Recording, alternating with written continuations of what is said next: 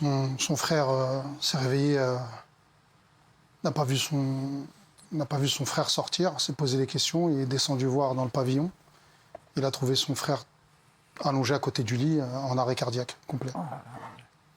En arrêt cardiaque. Alors, pensez quelles sont les causes de son décès? Parce que il avait eu, donc on l'a vu son accident, on l'avait vu ici, il était vraiment tuméfié, il avait vraiment, il avait eu beaucoup de séquelles de cet accident.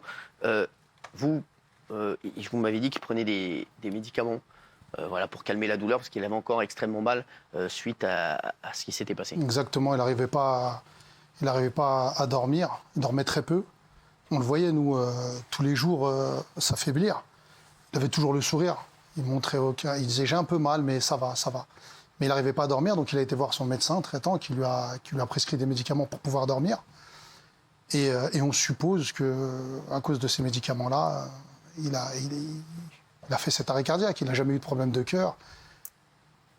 Comment il allait depuis son agression? Il s'en remettait, et le moral allait mieux ou pas du tout? Alors, l'émission lui a fait énormément de bien. C'est-à-dire qu'à l'extérieur, les gens étaient très gentils avec lui. Donc ça lui a fait vraiment du bien.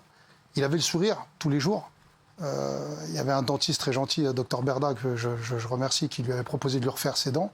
Il était pressé d'avoir sa nouvelle dentition, qu'il n'aura pas. Et voilà, il était comme il est d'habitude, souriant, joyeux. Ali, c'est quelqu'un... Il a réussi à s'en remettre ou pas du tout?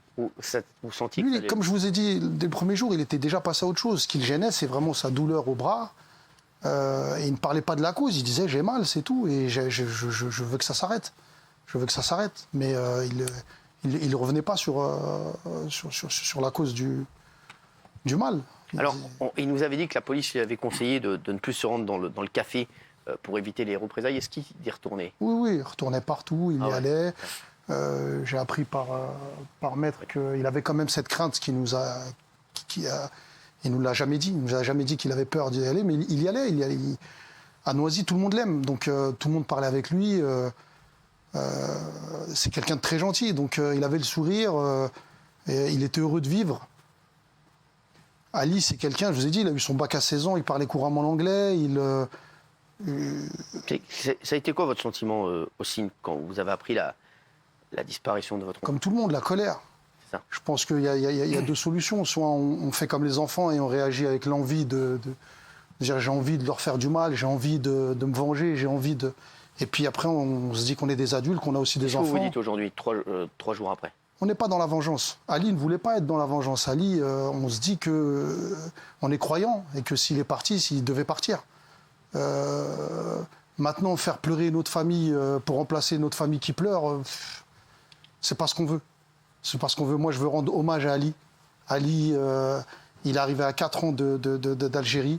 Il a toujours grandi en pavillon. Il n'a jamais connu un HLM. J'ai entendu qu'il avait été SDF. Il l'a jamais été. Jamais. On l'appelait le Napoléon à l'école. Il a eu son bac à 16 ans. Surtout à l'époque, c'était un exploit. Il avait sauté des classes. Je vous ai dit, il parlait couramment l'anglais. Il a voyagé. Ensuite, il a eu une déficience mentale. Mais voilà, personne ne peut dire, dans Noisy, il n'a jamais été connu des services de police, il n'a jamais eu une amende.